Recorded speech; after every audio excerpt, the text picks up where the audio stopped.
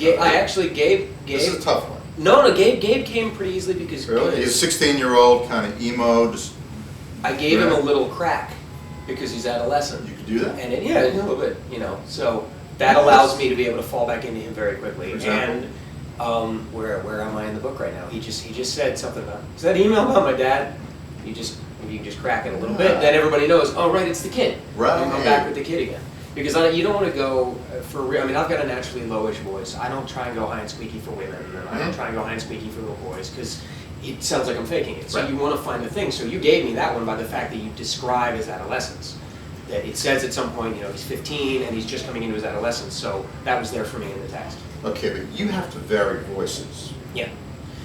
It's because we're listening to it and we're kind of imagining it. When I'm writing it, I'm imagining voices. Right. I was curious. Did you think you knew how these people sounded? Do you have like an oral experience, or I do. Just in your mind? I have pictures in my head. Sometimes I actually clip out pictures.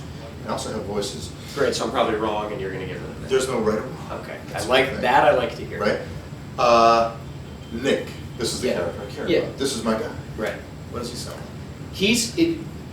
Some of it is just purely technical. When you're doing the protagonist voice, it's the voice you're going to do the most of. Because it's the first person. It's the first person, so you're doing it when you're narrating, you're also doing it in dialogue. You don't want to go too far off your natural voice because that's that's your base. Right. And if you make him sound like that, then 10 pages in, you've got throat cancer and it's all over. So he's close to me. I'm working a little more on the sarcasm because that seems to be a strength of his. So it's relatively close, I think, to what I sound like, but there's a little more rhythm of sort of building to the sarcastic end of each line, because he's got that quiet confidence that comes from both his past and what he does for a living. So it's pretty relaxed, not in that it's slurred or that he's dropping the G's off his gerunds, but he's pretty confident in himself. So, and then when you need to, you can drop down, because when he's with Gabe, he's more earnest. Right. And things like that, and that gives me more room to work when I'm sort of starting from my baseline. So you have to differentiate between the narrative voice. Yeah. Because this is written in first person. Yeah.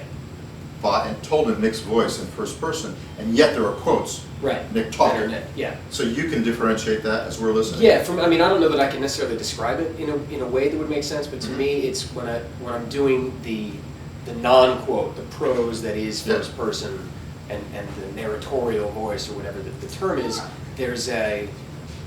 I guess it's a little bit more of a specificity to each word. And when you're doing his dialogue, you can be a little bit more human and a little bit more relaxed with it. So when you're reading the lines, it's just like an actor's job, and so it's a little less taut. And when you're doing the actual description stuff that is in Nick's voice internally, then you have to be a little bit more specific in your description.